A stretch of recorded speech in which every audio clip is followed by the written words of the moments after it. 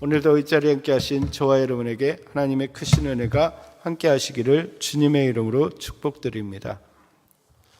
지난 시간 우리는 흔히 미스바 대성회라고 불리는 이스라엘의 회개운동과 그리고 그 가운데 하나님께서 이스라엘을 치기 위해서 올라온 블레셋을 물리치는 에벤에셀, 도움의 돌, 여기까지 도우셨다라는 그 사건을 우리가 살펴봤습니다. 여러분, 우리가 이 모습을 보면 승리는 하나님께 돌아가는 것에 있다라는 거예요. 반대로 얘기하면 우리가 하나님께 돌아가야지 우리가 승리할 수 있다는 거예요. 그러니까 전쟁의 주인은 누구에게 있습니까? 하나님께 있습니다. 우리가 영적인 전쟁도 마찬가지입니다. 영적인 전쟁의 그 싸움은 하나님께서 주관하신 겁니다. 그러니까 우리가 영적인 전쟁 가운데 승리할 수가 없어요. 사탄과의 전쟁 가운데 우리는 영적으로 이길 수 없는 존재입니다. 그런데 우리가 이길 수 있는 방법은 하나님께 가까이 가는 거예요. 하나님께 돌아가는 거예요. 말씀드린 것처럼 신앙은 무엇입니까? 방향입니다. 방향. 우리가 어떤 방향을 향해 나아가느냐가 신앙생활이라는 거예요. 여러분, 하나님께로 나아가는, 하나님께 방향을 맞추는 여러분 되시기를 주님의 이름으로 축복드립니다. 여러분, 여러분의 시선을 하나님께 맞추시기 바랍니다. 그런 시선을 달라고 기도해야 돼요. 사람에게 맞추거나 세상 가운데 어떤 상황에 맞추면 두려워할 수밖에 없어. 그러니까 베드로가 배에서 뛰어내려서 그 바다 위를 걸어가려고 할 때 시선을 예수님께 맞추었을 때는 빠지지 않았어요. 근데 풍랑에 맞추니까 넘어지고 빠져버리는 그런 모습을 볼 수 있다는 거예요. 여러분, 우리가 하나님께 시선을 맞추고 어떤 상황 속에서도 흔들리지 않는 시선을 가지고 주님을 바라볼 수 있는 여러분 되시기를 주님의 이름으로 축복드립니다. 근데 이 사건들은 또 한편으로 사무엘이 이스라엘의 실질적인 지도자 혹은 마지막 사사로서 역사의 전면에 등장하는 것과 그의 통치가 온전히 이루어졌다라는 것을 보여주고 있습니다. 그런데 이제 8장부터 보시면 이스라엘이 본격적으로 사사시대에서 왕정시대로 넘어가는 과정을 그리고 있습니다. 보시면 세월이 지나 사무엘이 늙어가면서 이스라엘 장로들과 백성들은 주변의 이방 나라들과 같이 자신들에게도 왕을 세워달라고 요청하고 있습니다. 근데 그들이 이렇게 왕을 세워달라고 요청하는 이유를 그들은 이렇게 말하고 있습니다. 8장 5절을 보시면 그들이 그에게 이르되 보소서, 당신은 늙고 당신의 아들들은 당신의 행위를 따르지 아니하니 모든 나라와 같이 우리에게 왕을 세워 우리를 다스리게 하소서 한지라. 근데 보시면 이스라엘 장로들은 두 가지 이유를 대고 있습니다. 하나는 무엇입니까? 사무엘이 늙었다라는 거예요. 늙었다는 거예요. 사무엘이 늙었다는 거예요. 사무엘이 전면에 등장해서 사무엘이 다스리는 동안에는 그 땅에 평화가 있었다는 거예요. 하나님께서 블레셋이 넘어오지 않도록 하나님께서 지키시고 보호하셨다는 거예요. 그런데 이제 뭐가 됐다는 거예요? 사무엘이 늙었다는 거예요. 그러니까 이것은 이제 평화의 시대가 지나가고 있다라는 것을 말해주고 있다는 거예요. 그러니까 위대한 사사 사무엘도 늙어지게 된다는 거예요. 세월이 지나가면 늙어간다. 또 그래서 이제 이스라엘을 다스리기에 힘이 붙였다라는 의미가 될 수도 있다는 거죠. 또 하나의 이유가 무엇입니까? 사사로 세워진 사무엘의 아들들인 요엘과 아비야가 마치 엘리의 두 아들 홈니와 비느하스와 마찬가지로 아버지 사무엘의 행위를 따르지 않고 이익을 따라 뇌물을 받고 판결을 굳게 했다라는 거예요.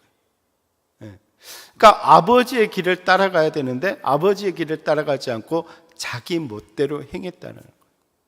근데 여러분, 왜 이런 일이 일어났을까요?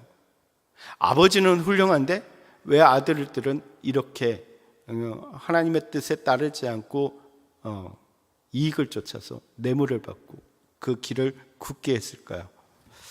보면 사무엘은 라마에 거주하고 있었어요. 라마를 중심으로 이제 다니면서 순회 설교를 하고 말씀을 가르치고 제사를 주관했어요. 근데 아들들은 브엘세바에 있었어요. 브엘세바. 근데 이 라마와 브엘세바 사이는 한 80km 정도가 된다는 거예요. 그러니까 아버지를 떠나 있었다는 거예요. 근데 생각해 보면 이 물리적 거리가 영적인 거리가 되었다는 거예요. 그러니까 아버지와 멀리 떨어져 있으니까 아버지를 보지 못하고 아버지의 행함을 따르지 않고 오히려 그 브엘세바가 그 블레셋과 가까이 있으므로 이방 문화에 젖어 들어가기 시작했다는 거예요.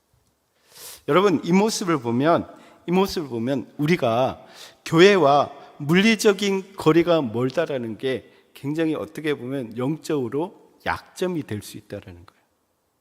그렇다고 한다면 우리가 영적으로 더 가까이 가도록 노력해야 된다는 거예요. 비록 우리가 물리적으로 가까이 올 수 없지만 영적으로는 더 가까이 오도록 우리는 노력해야 된다는 거예요. 그래서 교회에 더 관심을 가지고 교회 예배를 더 나올 수 있도록 노력을 해야 되고, 또 우리가 영상을 통해서 더 관심을 가지고 교회 사람들과 교류할 수 있도록 노력해야 된다는 거예요. 그럴 때 영적인 거리가 더 가까워질 수 있다는 거예요. 특별히 여러분, 교육자들과 가까이 하시기 바랍니다. 저와 가까이 하시기 바랍니다. 네. 왜냐하면 교육자와 멀어지면요, 영적으로 멀어질 수밖에 없어요.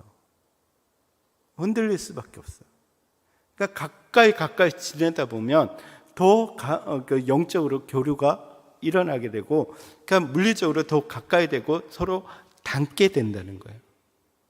근데 재밌는 건요, 교인들이 이렇게 보면 교인들의 신앙들이 목회자를 넘지 못해요.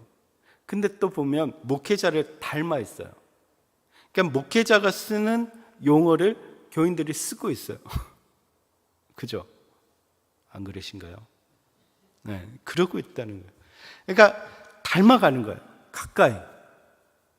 그래서 우리 자녀들도 사실은 영적으로 또 심적으로 더 가까이 오도록 해야 돼요. 그래서 우리 부모님들이 좀 전화를 자주 하면 꼰대라고 소리를 좀 듣긴 하지만 그래도 자주 자녀들하고 이게 통화를 하는 게 좋을 것 같아요. 그래서 보면 지금 사무엘의 아들 요엘과 아비야 역시 멀리 있다 보니까 그렇게 영적으로 타락한 모습을 보여주고 있다라는 거예요. 그런데 사실 이 두 가지 문제는 심각하긴 하지만 그들이 왕을 요구하는 실제적인 문제는 아니었다라는 거예요. 근본적인 문제는 뭐냐 하면 이것은 표면적인 이유에 불과했고, 진짜 그들이 왕을 요구하는 근본적인 이유는 뭐냐면 8장 19절을 보시면, 백성이 사무엘의 말 듣기를 거절하여 이르되 아니로소이다. 우리도 우리 왕이 있어야 하리니 우리도 다른 나라와 같이 되어 우리의 왕이 우리를 다스리며 우리 앞에 나가서 우리의 싸움을 싸워야 할 것이니라 하는지라. 여러분, 여기서 보면 계속 뭐가 나와요? 우리. 나 중심, 우리 중심. 또 하나는 무엇입니까? 그들이 생각하기에는 인간의 왕이었기 때문에 다른 나라들보다 못하다고 생각을 하는 거예요. 그러면서 비록 사자들이 이스라엘을 다스리고 당시에 사무엘이 다스리고 있는 그 실제적인 부분에서 하나님의 왕이지만, 그렇지만 그들은 자신들을 위해서 자신들의 눈에 보이는, 그래서 자신들을 위해서 자신들 앞에 눈에 보이게 싸우는 왕이 필요했다는 거예요. 그러니까 보이는 것에 중점을 두었다는 거예요. 하나님은 보이지 않는다는 거예요. 하나님이 실제적으로 모든 것들을 다스리고 우리를 지키시고 보호하고 계시면 눈에 보이지 않는다는 거예요. 그들은 지금 자기들의 눈에 보이는 왕을 요구하고 있다는 거예요. 보여야 된다는 거예요. 여러분, 지금 우리 시대를 보면 눈에 보기에 좋아 보이는 그런 시대를 우리는 살아가고 있다는 거예요. 그래서 보시면 가전제품도 심플하면서 예쁜 것, 보기에 좋은 것, 사람들도 보기에 좋은 것. 오늘 우리 김영재 고사님 예쁘게 머리를 하고 오셨는데, 정말 예쁘게 머리를 하고 오셨는데, 눈에 보이는 것, 사람들에게 보여지는 것, 이것이 중요한 시대를 살아가고 있다는 거예요. 여러분, 하나님은 눈에 보이는 것을 좋아하는 하나님이 아니시다는 거예요. 그걸로 우리를 판단하시는 분이 아니라 뭘로 판단하신다고요? 우리의 중심을 보신다. 중심. 근데 지금 이스라엘 백성들은 하나님을 본 것이 아니라, 중심을 본 것이 아니라 뭘 보고 있습니까? 눈에 보여지는 외모를 봤다는 거예요. 우리도 그럴싸하게 왕이 있고, 우리도 그럴싸하게 국가를 만들고, 우리도 그럴싸하게 싸워서 나갈 수 있는, 나를 따르라, 이런 왕이 필요하다는 거예요. 그냥 사무엘이 그 성전에 앉아서 기도하고 있는 그 모습이 아니라 그 화려한 옷을 입고 군마를 타고 나아가서 나를 따르라 하는 그런 왕이 필요했다는 거예요. 그걸 달라고 요구하고 있다는 거예요. 여러분 어떻습니까? 우리는 어떻습니까? 우리는 하나님 앞에서 하나님의 마음을 위해서 기도하고 있습니까? 하나님이 정말 보이지 않지만 나의 주인이 되어달라고 기도하고 있습니까? 아니면 눈에 보이는 걸 달라고 기도하고 있습니까? 여러분, 우리가 정말로 주님의 마음을 닮아서 중심을 볼 수 있는 여러분 되시기를 주님의 이름으로 축복드립니다. 여러분, 우리가 사람을 볼 때도 중심을 봐야 돼요. 그 사람의 진심을 봐야 돼요. 우리는 자꾸 눈에 보이는 대로 우리는 판단하려고 한다는 거예요.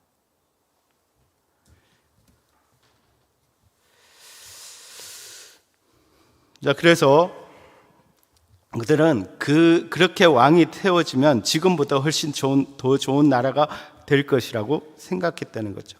그들은 하나님의 말씀에 따라 왕의 제도와 그로 인해서 어려움을 겪을 때에 하나님께서 응답하지 않으시겠다고 하시는 사무엘의 경고, 그러니까 8장 19절의 경고에도 불구하고 그들은 그들의 뜻을 굽히지 않았습니다. 너희가 그 왕의 제도를, 이러이러한 제도를 할 건데 그 제도로 인해서 너희가 고통당하고 어려움을 당할 때 너희가 나에게 부르짖는다 할지라도 나는 대답하지 않겠어. 그래도 좋아? 라고 이야기를 했는데 괜찮아요. 하나님이 내게 응답하지 않아도 괜찮아요. 우리에게 왕을 주세요. 라고 말하고 있다는 거예요. 그래서 결과적으로 사실상 이것은 하나님께서 8장 7절에서 말씀하시고 있는 것처럼 하나님을 버려 그들의 왕이 되지 못하게 거부하고 있는 것입니다. 그러니까 이제 인간적인 왕을 달라는 거예요. 하나님은 우리의 왕이 될 필요가 없다는 거예요. 이제 인간적인 왕을 주셔가지고 우리의 왕으로 삼아달라는 거예요.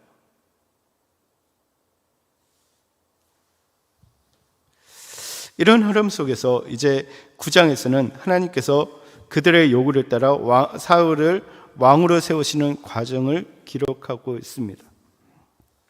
앞서 하나님께서는 백성들의 말을 다 듣고 아뢰는 사무엘에게 그들의 요구대로 왕을 세우도록 하셨습니다.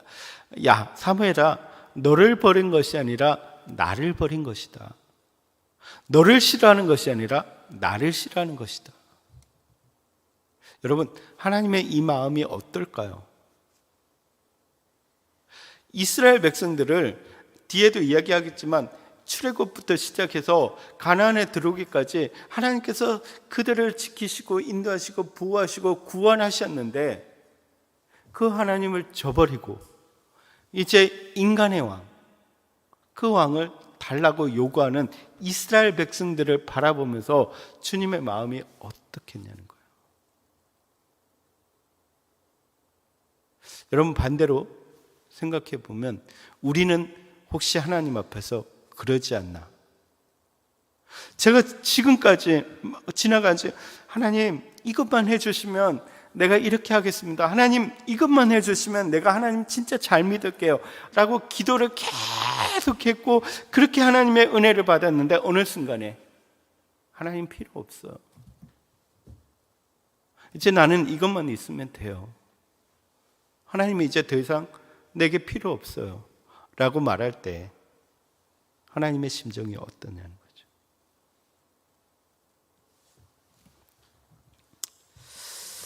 그럼에도 불구하고 하나님은 그것에 대해서 인정하시고 그들의 요구대로 왕을 세우도록 하셨습니다. 그리고 하나님께서는 베냐민 지파의 기스의 아들 사울을 왕으로 선택하셨습니다. 그 사울은 흔히 말하는 금수저에다가 엄친아였습니다. 9장 1절에서 2절을 보시면 베냐민 지파의 기스라 이름하는 유력한 사람이 있으니 그는 아벨의 아들이요 스롤의 손자요 베고나스의 증손이요 아비야의 현손이요 베냐민 사람이더라. 그러니까 지금 이 말은 유력하다라는 것은 권력을 가지고 있었다라는 거예요. 근데 지금 계속 누구의 아들이요 누구의 아들이니까 훌륭한 가문이었다라는 것을 이야기하고 있어요. 뒤에 보면 그 안에 군장이 나올 정도로 권력을 가지고 있고 힘을 가지고 있고 그리고 돈을 가지고 있던, 그러니까 말하자면 정말로 권력과 돈을 가지고 있는 훌륭한 가문, 힘 있는 가문, 거기에 아들이었다는 거예요. 그러니까 엄친아의 금수저였다는 거죠. 게다가 준수한 소년이라 이스라엘 자손 중에 그보다 더 준수한 자가 없고 그보다 더 잘생긴 사람이 없고 모든 백성보다 어깨 위만큼 더 컸더라. 그러니까 완벽하지 않습니까? 가문도 훌륭하고 인물도 잘생기고 키도 크고. 이런 사윗감을 원하십니까? 이런 아들을 원하십니까? 저에게는 그런 아들이 있습니다.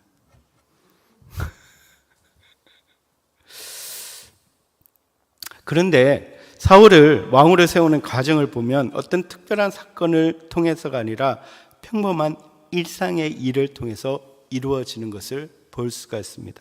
하나님께서는 섭리 가운데 우연으로 보이는 그 한 사건을 통해서 그를 이스라엘의 왕으로 기름 붓도록 하셨다라는 것입니다. 여러분, 일상의 일 가운데서 하나님이 일하심을 우리는 발견할 수가 있다는 거예요.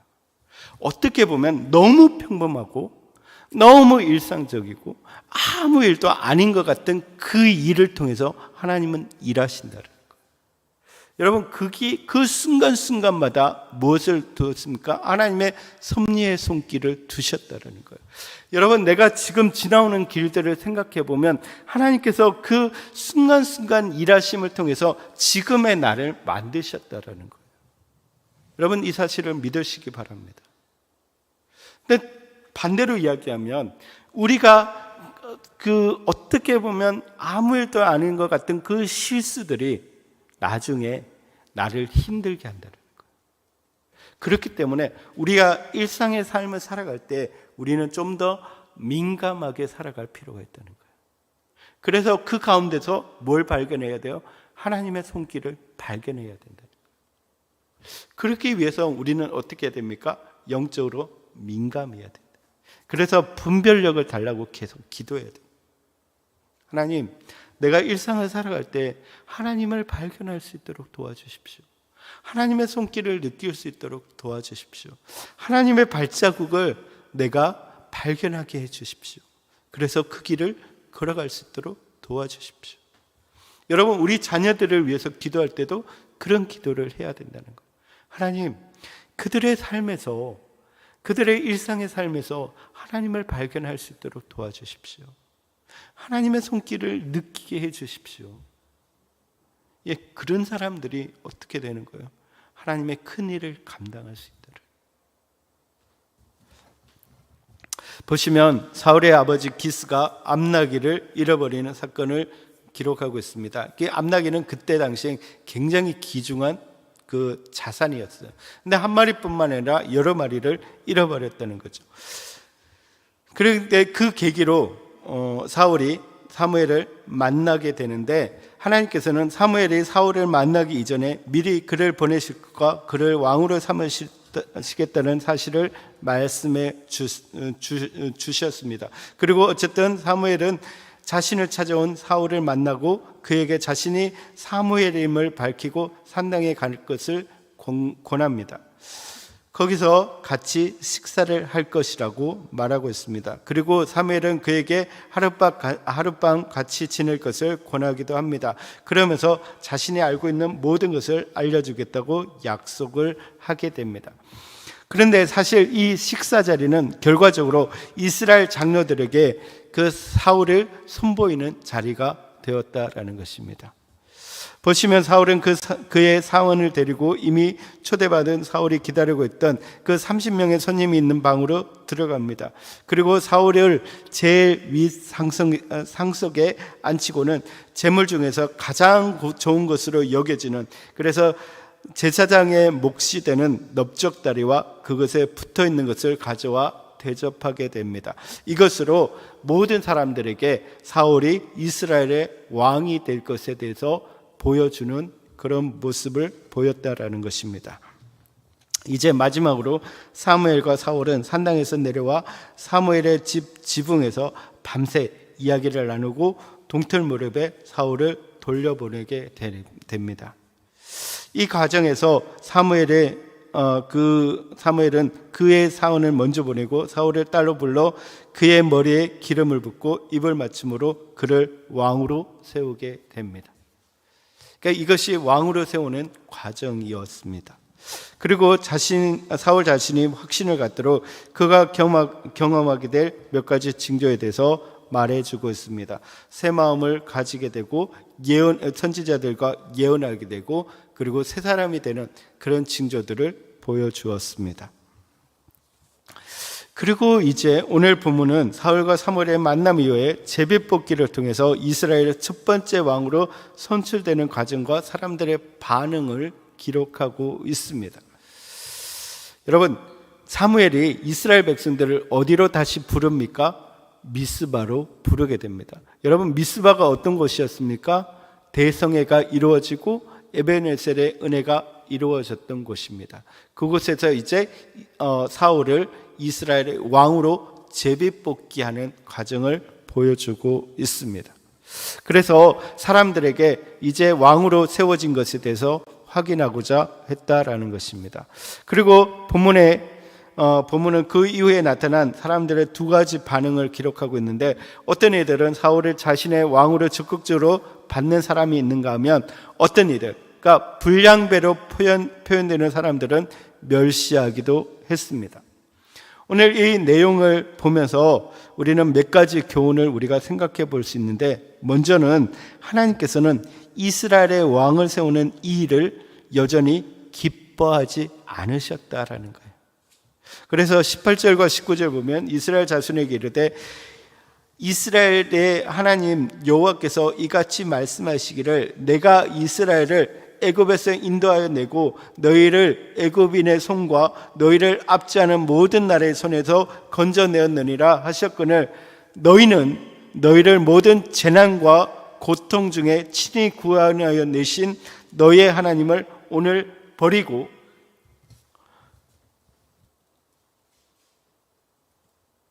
우리 위에 왕을 세우라 하는도다. 보시면 사무엘은 하나님의 말씀을 직접 인용하는 형식으로 이스라엘 백성들이 이방인들과 같이 왕을 세우는 것에 대해서 하나님이 기뻐하지 않으셨다는 사실을 강조하고 있습니다. 나 하나님께서 앞서 이야기한 것처럼 자신이 이스라엘을 애굽에서 인도해내고 그러므로 이스라엘 백성을 애굽뿐 아니라 그 압제하는 모든 나라와 민족의 손에서 구원하셨다라고 말씀하시면서 그렇게 완벽하게 다스리고 지키고 인도하심에도 불구하고 그들이 나를 버렸다라고 말하고 있습니다. 그러면서 그럼에도 불구하고 그들의 요구를 들어주는 것은 그들의 뜻이 너무 완고했기 때문이라는 거예요. 그래서 하나님은 그들을 그대로 그 요구를 들어줬다는 거예요. 허용했다는 거예요. 허용. 여러분, 우리가 하나님 앞에 기도할 때 하나님 앞에 정말 간절하게 기도하면 어느 순간에 하나님은 그냥 들어주세요. 그걸 허용이라고 그래요. 허용. 그냥 두시는 거예요. 그래 해봐. 그래 해봐. 이런 거예요. 여러분, 그러니까 우리가 하나님의 뜻에 우리가 맞춰야 돼요. 근데 자꾸 우리는 우리 뜻에 하나님이 맞추려고 노력을 하는 거예요. 하나님 그것에 대해서 싫어하시지만 우리를 사랑하기 때문에 허용하시는 거예요. 허용. 그 허용하는 걸 갖다가 하나님의 뜻이라고 우리는 착각하면 안 된다는 거예요. 그러니까 우리가 자꾸 하나님 앞에 이걸 바라면서 막 하나님이 내게 맞춰달라고 막 그렇게 할 때 하나님은 허용은 하시지만 나중에 그것으로 인해서 우리는 고통당하게 된다는 거예요. 하나님은 반드시 그것에 대해서 심판하신다는 거예요. 그러니까 우리가 진짜로 앞서도 얘기했지만 분별력을 가지고 하나님의 뜻을 우리가 알아서 그 뜻에 맞추어서 살아가야 돼요. 여러분, 우리 착각하면 안 돼요. 우리는 피조물이에요. 창조주는 하나님이세요. 아멘? 근데 우리는 자꾸 우리가 창조주라고 생각해요. 그래서 하나님이 우리를 따르라고 이야기를 해요. 그건 잘못된 거예요. 우리는 겸손하게 하나님의 뜻을 따라가야 된다는 것입니다. 그 다음으로 우리가 알 교훈은 그들의 요구를 허용하시면서 사울을 왕으로 세우심에도 불구하고 여전히 하나님께서 이스라엘의 왕이심을 보여주고 있다는 것입니다. 우리가 본문에서 보는 것처럼 하나님께서는 이스라엘의 첫 번째 왕을 뽑는 과정에서 어떤 방식을 취합니까? 제비뽑기 방식을 취하게 됩니다. 생각해 보면 앞서 하나님께서는 사무엘을 통해서 이미 사울을 왕으로 선택하셨을 뿐 아니라 기름을 부어서 왕으로 세우셨습니다. 그럼에도 불구하고 하나님께서 제비뽑기 방식으로 사용하셔서 사울을 왕으로 세우시는 것은 우선적으로 사람들에게 사울을 이스라엘의 왕으로 세웠다라는 것을 공식적으로 인정받기 위한 것입니다. 그러니까 사무엘이 기름을 부었지만 그래도 이를 하나님께서 이 사울을 왕으로 세우셨다라는 것을, 하나님의 뜻대로 세우셨다는 것을 보여주기 위해서 제비뽑기 방식으로 다시 보여주고 있는 것입니다.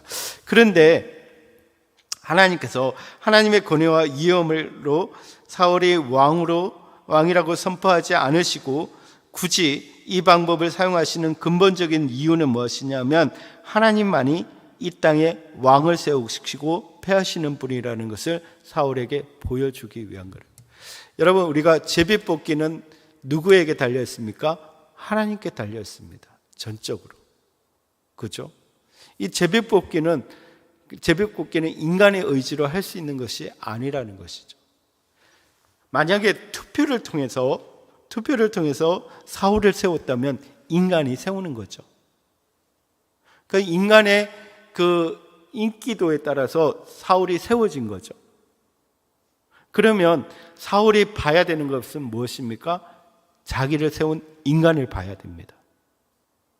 그런데 지금 제비뽑기는 누구를 봐야 됩니까? 하나님을 봐야 된다는 거예요. 세우신 이는 하나님이시다라는 거예요. 그래서 시선을 누구에게 맞춰야 됩니까? 하나님께 맞춰야 된다는 거예요. 그걸 보여주기 위해서 하나님은 이 방식을 사용하셨고, 이 방식을 사용하심으로 인해서 지금도 여전히 하나님은 이 땅의 왕이시다, 이스라엘의 왕이시다라는 사실을 보여주고 있는 것입니다. 여러분, 우리를 세우신 분은 하나님이신 줄 믿습니다. 이 땅에 보내신 분도 하나님이신 줄 믿습니다. 우리에게 지혜를 주시고 우리에게 힘을 주시고 우리에게 환경을 주신 분도 하나님이신 줄 믿습니다. 그 하나님 앞에 정말 우리가 온전히 시선을 맞추고 그 하나님의 뜻이 이루어지기를 우리는 힘쓰고 나아가야 된다라는 것입니다. 요즘 제가 유튜브를 통해서 이제 설교를 이렇게 좀 듣게 되는데 많은 분들이 설교를 참 잘하시더라고요. 근데 이제 약간 공통점이 뭐냐면 그러니까 사람 중심의 설교를 하더라고요. 그러니까 그래서 제가 조금 생각해 본 게 뭐냐면, 그러니까 요즘 보니까 자기 주관, 자기 뜻, 이게 굉장히 중요하더라고요. 마치 그거 같아요. 요즘 김창욱 그 교수님 강의하는 것 같더라고요. 그러니까 그분의 강의를 이렇게 듣고 있으면 참 좋아요. 감동이 되고 좋아요. 근데 그분의 메시지의 핵심을 보면 괜찮아. 너 잘하고 있어. 너 존중받아야 돼. 이런 부분에서 잘하고 있어. 이런 메시지예요. 근데 거기에 사람들이 감동을 받아요. 거기에 공감이 가요. 근데 있잖아요. 성경은 그렇게 이야기하고 있지 않아요. 성경은 하나님이 우리를 사랑한다고 얘기하시지만 성경은 너는 죄인이야. 너는 악할 수밖에 없어. 너는 내 은혜가 필요해. 너와 내가 같이 가는 게 필요해. 이게 하나님의 메시지라는 거예요. 그러니까 우리가 잘못하고 우리가 넘어진 부분에 대해서는 회개하고 하나님께 나아가야 된다는 거예요. 그러니까 이것이 우리는 인간 중심이 아니라 하나님 중심으로 살아가야 된다.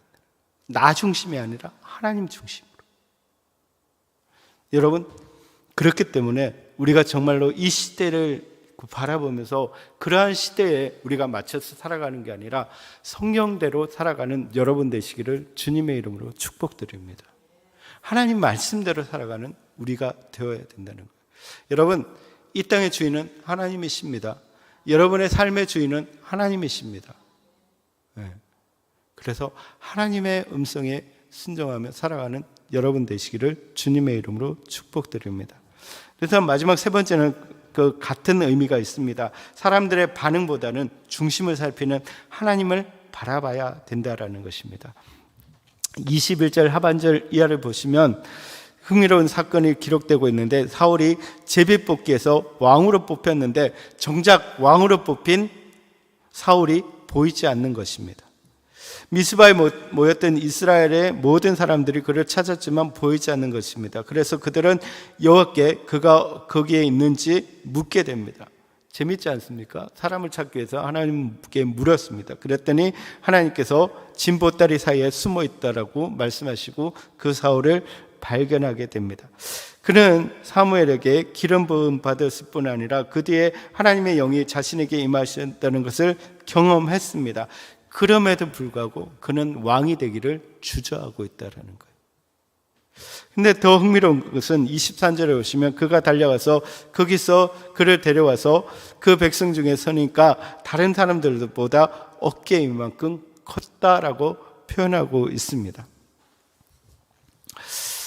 더 나아가 24절 보면 사무엘은 사울을 지켜 올리면서 하나님께서 그를 택하셨다는 사실과 그가 모든 백성들보다 더 출중하다고 소개하고 있습니다. 이에 백성들이 다 왕의 만세를 부르고 환호했습니다. 여러분, 그러니까 무엇을 이야기하고 있습니까? 하나님께서는 오늘 본문의 표현을 통해서 사울에게 진보다리에 숨어있는 연약하고 불신앙적인 지도자의 모습과 하나님을 의지하고 또 의지함으로 다른 사람들의 어깨만큼 크고 출중한 그래서 믿음직한 지도자의 모습 중에서 어떤 모습으로 살지 선택하라고 말하고 있습니다. 여러분, 하나님을 의지하면 당당합니다. 하나님을 신뢰하지 못하면 내가 그것을 감당해야 된다고 생각하면 넘어질 수밖에 없습니다. 여러분, 하나님을 의지하는 여러분 되시기를 주님의 이름으로 축복드립니다. 근데 대부분의 사람들이 그 사울이 왕이 된 것에 대해서 환호하고 만세를 부르고 또 자신도 기브와 집으로 갈 때 하나님께 감동된 유력한 사람들과 동행했지만 정반대의 반응을 보이는 사람들이 있었다는 거예요. 어떤 불량배는 이르되 이 사람이 어떻게 우리를 구원하겠느냐 하고 멸시하고 예물을 바치지 아니하였으나 그는 잠잠하였더라. 이 그는 사울을 이야기합니다. 사울은 잠잠했다라는 거예요. 이게 불량배라는 말은 홈리와 비나스에게 썼던 같은 의미의 단어를 사용하고 있는데 쓸모없는 사람이라는 뜻을 가지고 있습니다. 이 사람들은 사울 자체는 반대하지 않았지만 행동을 보면서 그가 어떻게 자신들을 블레셋의 압제로부터 구원할 수 있을지에 대해서 의구심을 제기했다라는 거예요. 그리고 왕에게 바칠 세금도 바치지 않았다라는 것입니다. 아마 사울이 이스라엘을 지킬 능력이 있는지 검증을 거치지 않았기 때문에 그것에 대해서 불신했다는 거죠. 그래서 사울 역시도 이들에 대해서 아무 반응을 하지 않았다라는 것입니다. 여러분, 우리도 이런 상황에 놓일 수가 있습니다. 어떤 사람은 우리에 대해서 환호할 수 있습니다. 환영할 수 있습니다. 복음을 전할 때 이 사람이 우리를 위해서 복음을 전하고 있구나 하고 받아들일 수 있습니다. 근데 어떤 사람은 우리를 배척하고 멸시할 수 있습니다. 근데 그때 우리는 어떤 마음을 가져야 되는가? 여러분, 우리가 이 자리에 섰을 때 우리는 정말로 사람들 앞에서 잠잠하고 하나님의 뜻이 이루어지기를 기도해야 된다는 거예요. 네. 여러분, 사실 이 말을 하는 저도 마찬가지입니다. 저도 사람을 많이 봅니다. 제가 눈치가 빠르거든요. 눈치가 빨라가지고 여러분들이 저를 어떻게 생각하는지 막 이렇게 봅니다. 근데 제가 좀 찔리니까 이런 얘기를 하죠. 저도 이제 말씀이 저도 듣는 입장이에요. 근데 여러분, 사람이 가면 반대하는 사람도 있고 좋아하는 사람도 있습니다. 근데 우리가 사람을 보면 넘어질 수밖에 없어요. 그렇잖아요? 다윗이 골리앗을 볼 때 골리앗 자체를 보면 넘어질 수밖에 없어요. 그 주변에 있는 이스라엘 백성들을 보면 다윗은 넘어질 수밖에 없어요. 조롱하고, 야, 이 작은 애가 뭘 하겠다고, 야, 빨리 나와. 뭐하니 너, 빨리 나와. 이렇게 이야기할 수 있다는 거예요. 그런데 다윗은 누구를 봤습니까? 하나님을 봤다는 거예요. 하나님을 봤다는 거예요. 그러니까 담대한 거예요. 여러분, 여러분의 삶을 걸어갈 때 하나님을 보고 걸어가시기를 바랍니다. 딴 데 자꾸 이렇게 보지 마시기 바랍니다. 남들이 나에게 뭐라고 이야기하고 남들이 뭐라고 할 때 여러분 흔들리지 마시기 바랍니다. 나도 흔들리거든요. 근데 흔들리지 맙시다. 흔들리지 맙시다. 네. 우리의 길을 걸어갑시다. 아멘. 우리 교회도 마찬가지입니다. 우리 교회도 우리의 길을 걸어가야 됩니다. 흔들리지 말고 우리가 정말로 주님과 함께 주님을 바라보면서 주님의 사명을 위해서 걸어가는 우리의 모습이 되어야 된다라는 것입니다. 여러분, 하나님은 뭘 보십니까? 중심을 보십니다. 여기에 지금 우리가 많은 얘기들을 나눴지만 이스라엘 백성들의 그 문제가 뭐였다는 거예요? 외모를 봤다는 거예요. 외형을 봤다는 거예요. 하나님을 보지 못하고 외형, 사람들에게 보이는 것, 이걸 봤다는 거예요. 여러분, 보이는 것이 중요한 것이 아니라 보이지 않는 하나님을 바라보는 것이 중요하고 믿음을 가지고 걸어가는 것이 중요합니다. 그 믿음 가운데 살아가는 여러분 되시기를 주님의 이름으로 축복드립니다.